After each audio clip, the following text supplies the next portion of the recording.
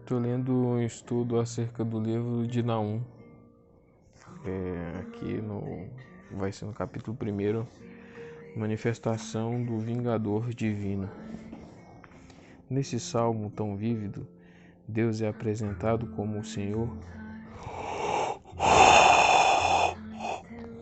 da natureza e da história.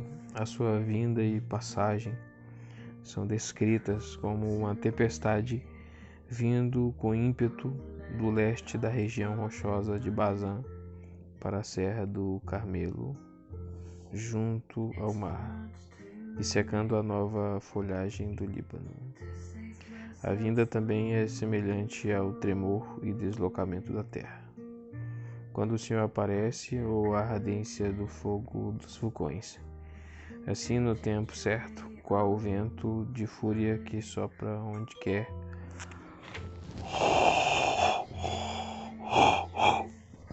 vem um Deus irado contra Nínive. Versículo 1 ao 6. O Senhor, porém, é carinhoso para com aqueles que esperam por ele. E na sombra do cruel império, os povos curvados e escondidos tinham esperado bastante. Eles estão seguros enquanto o redemoinho da vingança passa como a torrente de uma inundação que desce o leito de um uade. Ele persegue os seus inimigos na escuridão da tempestade. Nenhum inimigo ousa se opor a ele. Uma segunda vez, os problemas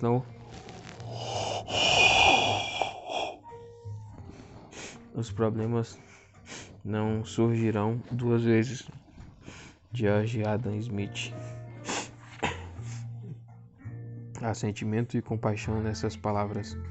Abacuque talvez tenha ouvido o coro dos levitas cantando esse salmo quando ele era menino. Como adulto, viu Babilônia se levantar para assumir o poder, a capacidade de destruição e o imperialismo de Nínive. Versículo 10 a 15. É fácil perceber o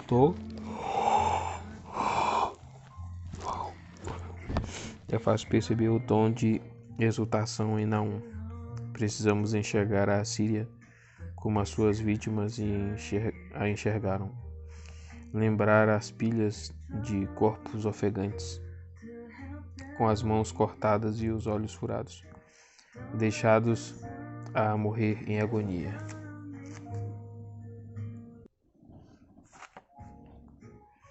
Os nobres esfolando os pobres, prisioneiros ainda vivos perfurados, com uma estaca no estômago, as pirâmides de cabeças, os restos fumegantes das cidades.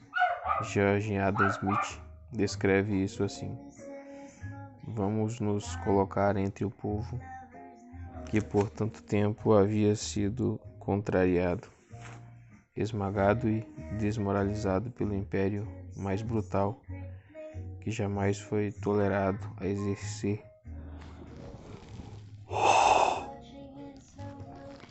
a sua força sobre a face da terra. E vamos concordar com o autor que, no momento, não sente nem pensa nada do seu Deus, a não ser que ele é um Deus de vingança, assim como o luto de um homem desolado pela perda de um ente querido, assim também a vingança de um povo escravizado tem um tempo que deve ser respeitado. The Book of the 12 Prophets, versículo 2, página 90.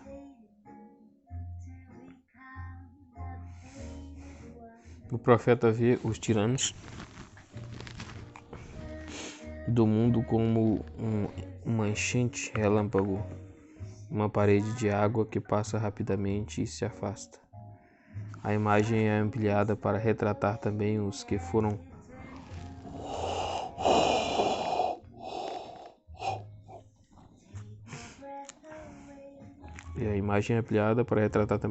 engolidos afligidos por uma época e depois salvos.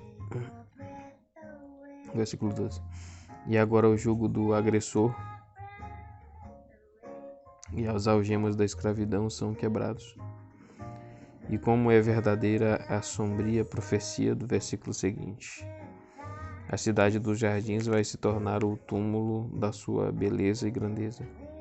E aí, de forma vívida, no versículo final do capítulo, a congregação ouve a ordem de levantar os olhos para a linha do horizonte, ao norte, onde serão ouvidos os pés do mensageiro, como do corredor que levou a notícia de Maratona a Atenas, a notícia de que o tirano caíra, o terror se fora. Os que se lembram de 1918 e 1945 vão entender o júbilo, nunca mais o perverso a invadirá. 2. Nínive é cercada, atacada e saqueada.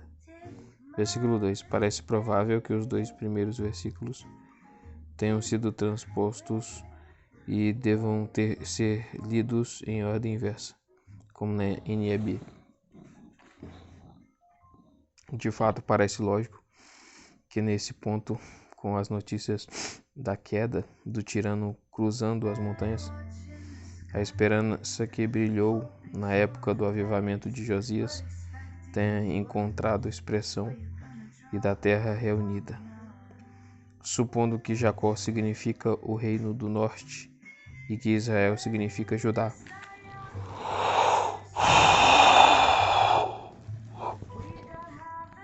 Então surge esse significado, Isaías 9:8. Isaías capítulo 5 desenvolve a figura da videira e desse significado.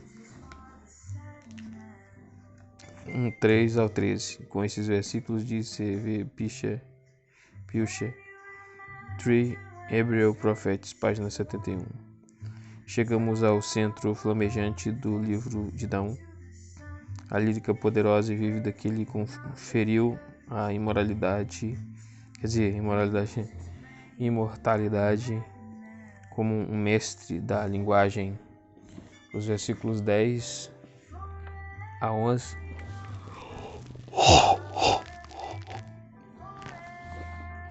do primeiro capítulo poderiam, na verdade, pertencer a essa seção, como o versículo 1 parece pertencer de fato e pressupor algum tipo de ruptura, de forma nenhuma diminui a autoridade do livro. O ataque a Nínive e sua captura se passam como um filme diante dos olhos nesse poema turbulento. O martelo é o artífice. Não, o martelo é o ariete armado contra os portões. Os carros de guerra correm com escudos reluzentes em uma linha ampla na vanguarda do ataque.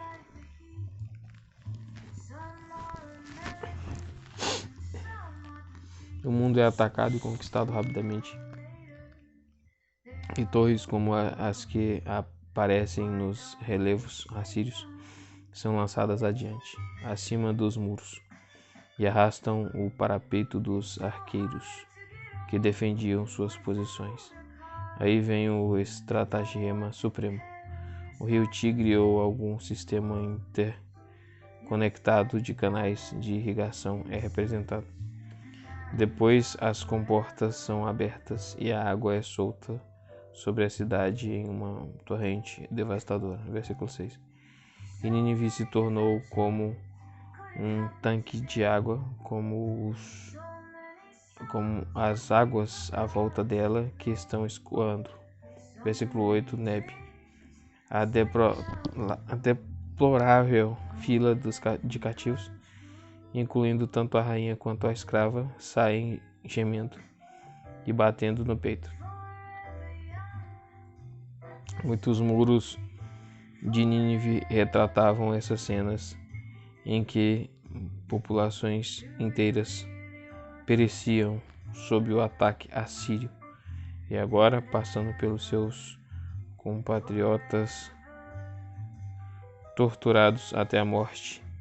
As filas de cativos são conduzidas com os braços amarrados de forma agonizante, onde jugos nas costas ou levados por cordas enganchadas nas suas narinas.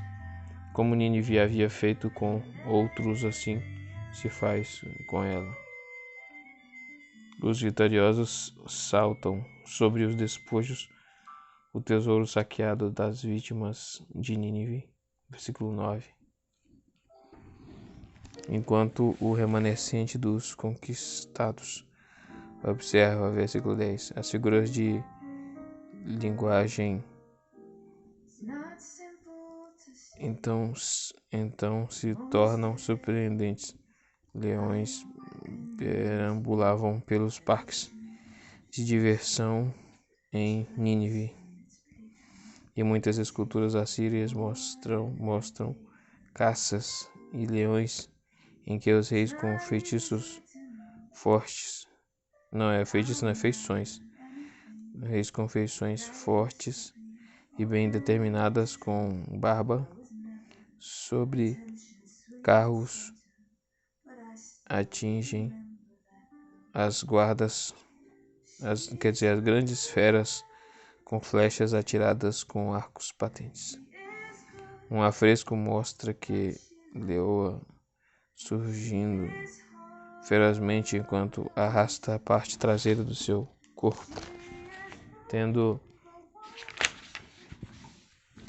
a espinha esmagada por uma flecha. Outro relevo mostra a Surbanipal com completa vestimenta real, derramando uma libação na cabeça de 4 enormes leões mortos, estendidos lado a lado diante de um altar. E agora tudo isso parou. Os que ferem com a espada são feridos. Com a sua habitual eloquência, George Adam Smith escreveu: a Síria foi o grande sitiador do homem. São cercos e mais cercos que Amós, Oséias e Isaías dizem que o seu povo terá de sofrer. É o cerco irresistível e cheio de fúria que a Síria registra como sua própria glória.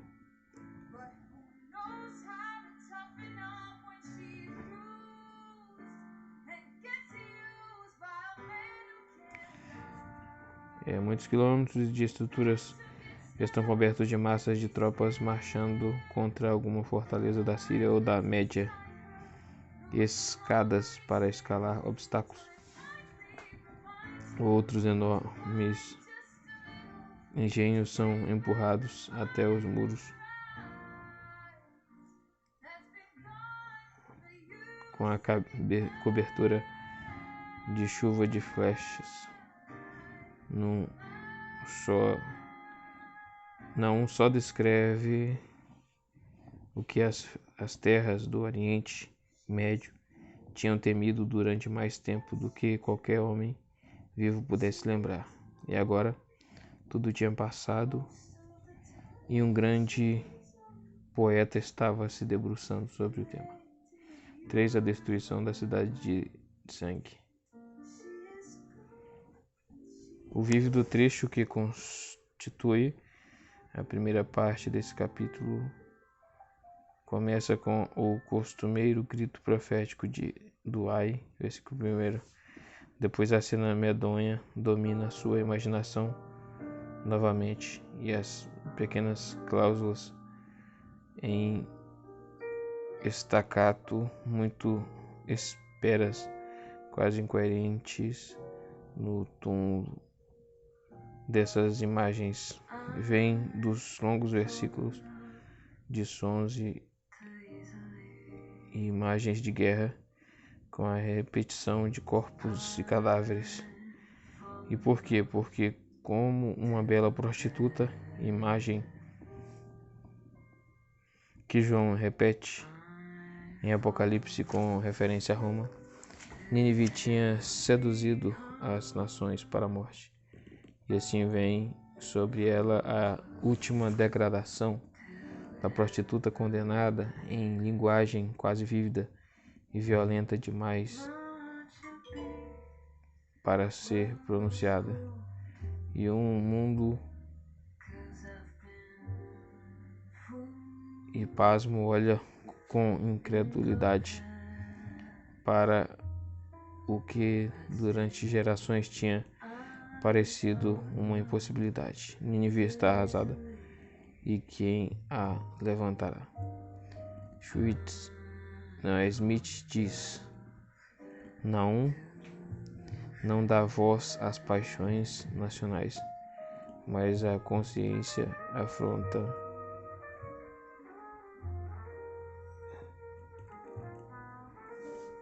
E